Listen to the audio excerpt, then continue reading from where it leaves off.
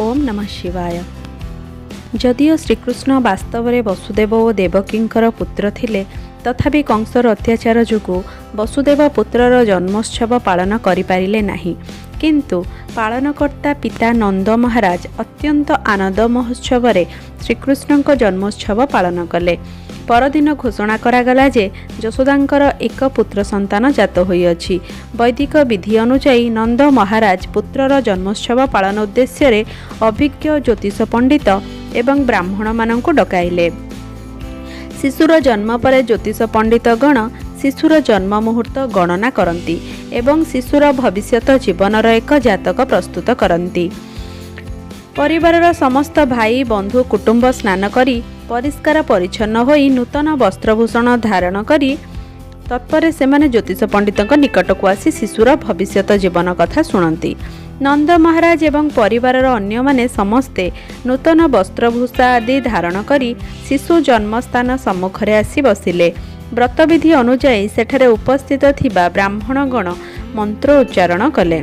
माता यशोदा एक पुत्र संतान जन्म देइथिबा सुनी समस्त गोपालुणी माने आनंदरे अधीर होई पड़िले। सेमाने मध्य विभिन्न प्रकार बहुमूल्य शाढ़ी अलंकार आदि परिधान कले एवं शरीर रे सुबासित तैल आदि लगाइले। सेहीपरि गोपी माने सौंदर्य वृद्धि निमित्त सेमानंक मुखपद्म रे कुंकुम रेणु छिंचिले। सुंदरी गोपी माने मध्य विभिन्न प्रकार उपहार नहीं नंद महाराजांक गृह रे पहुँचिले। एही प्रकार सेमाने समस्ते नंद यशोदांक गृह रे पहुँची शिशु को आशीर्वाद कले।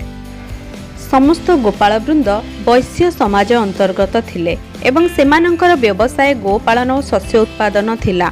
सेमानंकर पोशाक आभूषण एवं भावभंगी जना पड़ुथिला जे जदिओ सेमाने एक क्षुद्र ग्राम रे बास करुथिले तथापि सेमाने अत्यंत धनी थिले।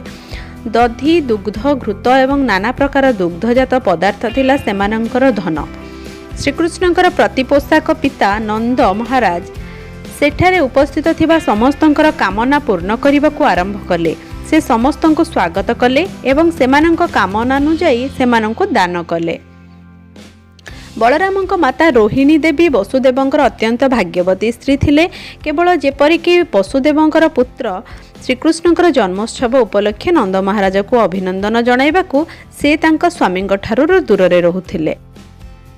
श्रीकृष्णंकर जन्मोत्सव आडंबर एवं ऐश्वर्य परिष्कार भाव में जना जाए जे से समय वृंदावन सबु दिगरु धनी थिला।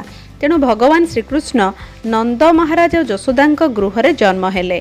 तेणु लक्ष्मी देवी वृंदावन रे बाध्य होई तांकर समस्त ऐश्वर्य प्रदर्शन करथिले।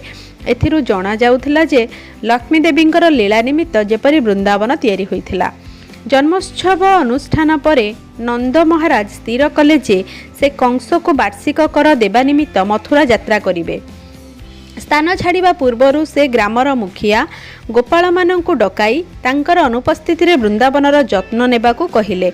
जेतेबेले नंद महाराज मथुरा रे पहुंचिले वसुदेव खबर पाइले एवं तांक बंधुंकु अभिनंदन जणाइबा निमित्त से खूब आग्रही होई उठिले। नंद महाराज रहुथिबा स्थान को से सांगे सांगे गले। जेतेबेले वसुदेव नंदन को देखिले से अनुभव कले सते जेपरि से एक नूतन जीवन लाभ कले। नंद खूब हर्षोत्फुल्ल होई सांगे सांगे ठिया होई पड़िले एवं वसुदेव को आलिंगन करी स्वागत जणाइले एवं बसिथिबा एक सुंदर आसन देले। नंद महाराजांक अगोचर रे से तांकर जो दुई पुत्रंकु तांका दायित्व रे रखी आसीथिले सेमानंक खबर सुनिबाकू से खूब आग्रही होई पड़िले। अत्यंत उद्विग्न होई वसुदेव सेमानंक विषय रे प्रश्न कले। उभय बलराम और श्रीकृष्ण वसुदेवंकर पुत्र थिले। वसुदेवर निज पत्नी रोहिणींक गर्भरु बलराम स्थानांतरित होइथिले। रोहिणी नंद महाराजांक दायित्व रे रहिथिले, किंतु श्रीकृष्ण को यशोदांक निकटरे दिया जाई प्रतिबदल रे तांको कन्या को अणा जाइथिला। नंद महाराज एकथा जानिथिले जे बलराम वसुदेवंकर पुत्र, किंतु श्रीकृष्ण जे वसुदेवंकर पुत्र एकथा से जानि नथिले। वसुदेव तो एकथा जानिथिले, तेणु से श्रीकृष्ण और बलरामंक संबंध रे जानिबा पई खूब आग्रही होई उठिले। तत्परे वसुदेव नंद महाराजंकु कहिले, हे भाई आपण तो बुढ़ा हो जाइछंती एवं एक पुत्र लाभ करने खूब आग्रही थिले, किंतु आपणकर पुत्र नथिला। वर्तमान भगवानक दयारु आपण एक अति सुंदर पुत्र लाभ करिछंती, तेणु आपण बड़ भाग्यवान। हे बंधु, ମୁଁ କଂସ ଦ୍ୱାରା ବନ୍ଦୀ ହୋଇଥିଲି ଏବଂ ବର୍ତ୍ତମାନ ମୁଁ ମୁକ୍ତ ହୋଇଅଛି। ତେଣୁ ଏହା ମୋର ଦ୍ୱିତୀୟ ଜନ୍ମ ଅଟେ। ଆପଣଙ୍କୁ ଦେଖିବି ବୋଲି ଆଶା ନଥିଲା, କିନ୍ତୁ ଭଗବାନଙ୍କ କୃପାରୁ ମୁଁ ଆପଣଙ୍କୁ ଦେଖିପାରିଲି। ସେ କହିଲେ, ଦୟାକରି ବୃନ୍ଦାବନର ଶୁଭବାର୍ତ୍ତା ମୋତେ କୁହନ୍ତୁ। ଆପଣଙ୍କର ଅନେକ ଗାଭୀ ଅଛନ୍ତି, ସେମାନେ ସମସ୍ତେ ସୁଖରେ ଅଛନ୍ତି ତ? ସମସ୍ତେ ଯଥେଷ୍ଟ ଘାସ ଓ ପାଣି ପାଉଛନ୍ତି ତ? ଆଉ ମଧ୍ୟ ଦୟାକରି ମୋତେ କୁହନ୍ତୁ, ଆପଣ ବର୍ତ୍ତମାନ ଯେଉଁ ସ୍ଥାନରେ ବାସ କରୁଛନ୍ତି ସେ ସ୍ଥାନରେ ଆପଣ ନିର୍ଦ୍ୱନ୍ଦ୍ୱରେ ଶାନ୍ତିରେ ବାସ କରିପାରୁଛନ୍ତି ତ? ବସୁଦେବଙ୍କର ଏପରି ପ୍ରଶ୍ନ ପରିବାର ଉଦ୍ଦେଶ୍ୟ ଥିଲା।